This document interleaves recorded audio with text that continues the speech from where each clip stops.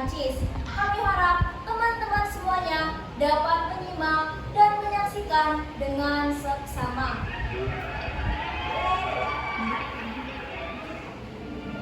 Pada tahun 1789, Prancis terombang-ambing dalam kemelut yang penuh drama, politik, dan sedikit kejenakaan.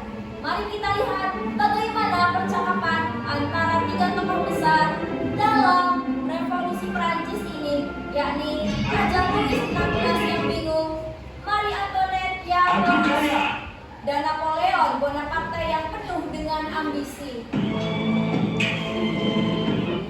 Dari kemewahan istana hingga penyerbuan benteng Bastille, mari kita mulai kisah ini. Semuanya hadir di panggung untuk menebar humor dan cerita.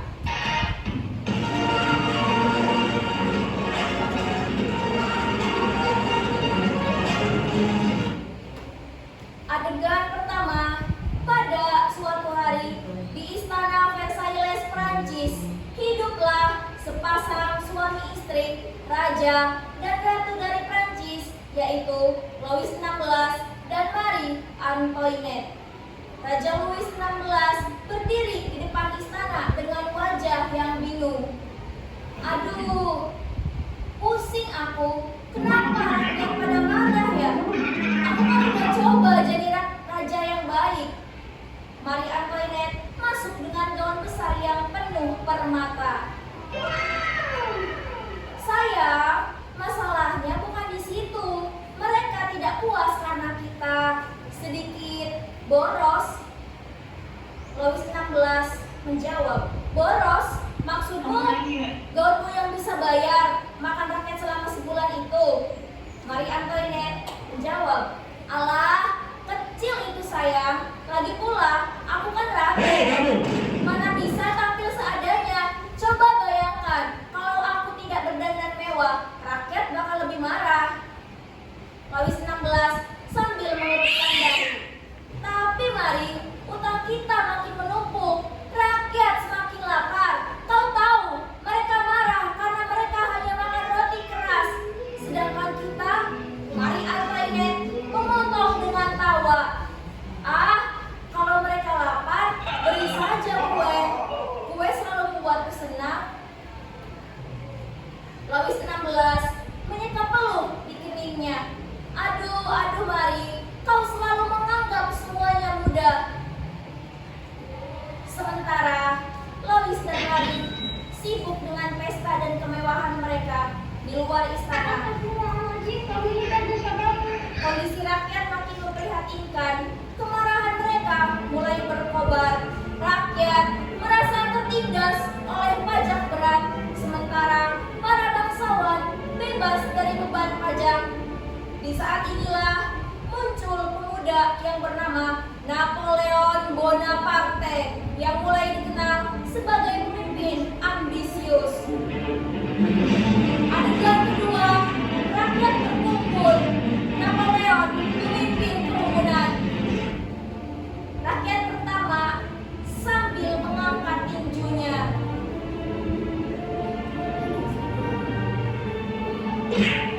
Kami sudah muak setiap hari bekerja keras hanya untuk membayar pajak, sementara bangsawan hidup enak tanpa beban. Rakyat kedua, betul, kita seperti budak. Mereka berpesta, sementara kita sengsara. Napoleon dengan semangat berdiri di hadapan rakyat. Saudara-saudara, sudah cukup kita tertindas. Prancis milik kita, bukan hanya milik mereka yang duduk di istana. Mari kita bangkit, kita tuntut hak-hak kita. Rakyat pertama dengan semangat, siapa kau wahai pemuda? Kau berani menantang raja? Napoleon senyum penuh percaya diri. Aku adalah Napoleon Bonaparte, seorang yang siap mengubah nasib kita semua. Jika kalian mau bersatu bersama, kita akan menghancurkan sistem yang tak adil ini. Rakyat bersorak mendukung Napoleon. Disinilah semangat revolusi Napoleon dengan kecerdasan dan ambisinya berhasil menggalang dukungan dari rakyat. Mereka siap berjuang melawan ketidakadilan. Adegan ketiga, di istana Versailles, raja dan ratu mulai panik.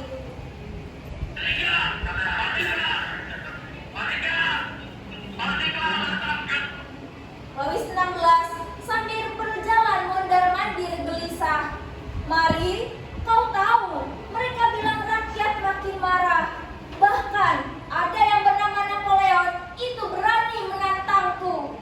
Marie Antoinette sambil mengipas dengan tenang. Tenang saja sayang, mereka itu cuma rakyat. Apa mereka kira bisa menggulingkan kita hanya dengan teriakan dan emosi? Louis XVI menjawab, ya, tapi kali ini berbeda Marie. Mereka semakin banyak, semakin berani. Bahkan tentara kita mulai bimbang. Marie Antoinette sedikit terganggu, tetapi tetap sombong. Paling-paling mereka lelah sendiri. Kalau sudah lapar, mereka pasti pulang. Louis XVI gelisah. Tapi kalau ini terus berlanjut, kita bisa kalah. Adegan keempat, Dewan Estates General dan Dewan Nasional. Louis XVI saat sidang dengan suara tegas, kita perlu lebih banyak pajak dari kaum bangsawan untuk menutupi krisis. Bagaimana Dewan Estates? Apakah ada usulan? Bangsawan pertama berbicara, rakyat saja yang membayar pajak. Kami sudah cukup berkorban untuk Perancis. Wakil rakyat dengan marah, ini tidak adil. Semua harus ikut menanggung. Setiap wakil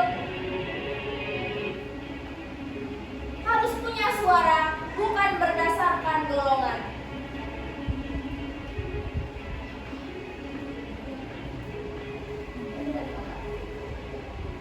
Pertengkaran di Dewan Estates semakin memanas dan akhirnya rakyat memutuskan mengadakan sidang sendiri. Mereka membentuk Dewan Nasional dan menyusun konstitusi yang memperjuangkan hak-hak rakyat.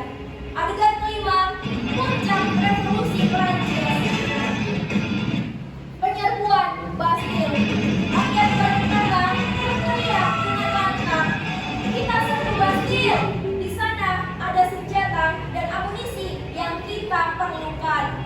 Rakyat kedua menimpali, ya, Bastille sudah raja, kita hancurkan. Pada tanggal 14 Juli 1789, rakyat menyerbu Bastille dan berhasil meruntuhkannya. Ini menjadi titik awal revolusi Prancis yang besar. Kini rakyat punya kekuatan dan makin berani untuk menuntut keadilan. Adegan ke-6, Dewan Nasional, Deklarasi Hak Asasi Manusia. Merbau diangkat sambil berdiri dengan gagah. Merbau. Kita Dewan Nasional menyatakan bahwa setiap manusia punya hak yang tak bisa diambil, hak kebebasan, hak memiliki, dan hak keamanan, dan juga hak untuk berpendapat. Dengan ini, kita bebaskan Prancis dari feodalisme yang menindas. Dewan Nasional mengumumkan deklarasi hak asasi manusia dan Prancis pun mulai berubah. Sistem feodalisme dihapus dan kebebasan semakin merata. Ini adalah semangat baru untuk Prancis. Adegan ke-7, eksekusi Louis XVI dan Marie Antoinette. Louis XVI sambil terisak, mari kita benar-benar sampai di sini. Aku tak pernah membayangkan akan seperti ini.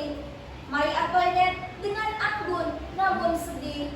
Tenang saja sayang, mungkin ini akhir kita, tapi kita tetap raja dan ratu sampai akhir, bukan? Gilotin mulai disiapkan. Napoleon hadir, berdiri menonton penuh kemenangan. Napoleon sambil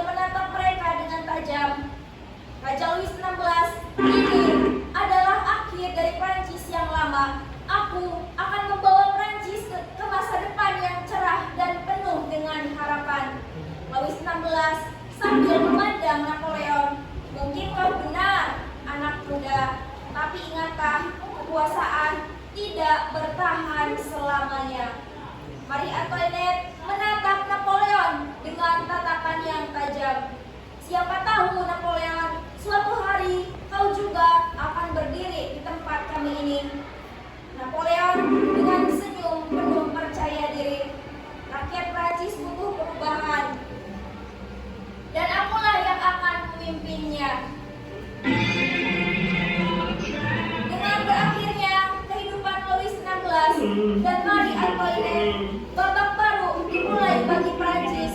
Napoleon Bonaparte menjadi sosok pemimpin baru, membawa Prancis menuju era baru dengan konstitusi, keadilan, dan kebebasan.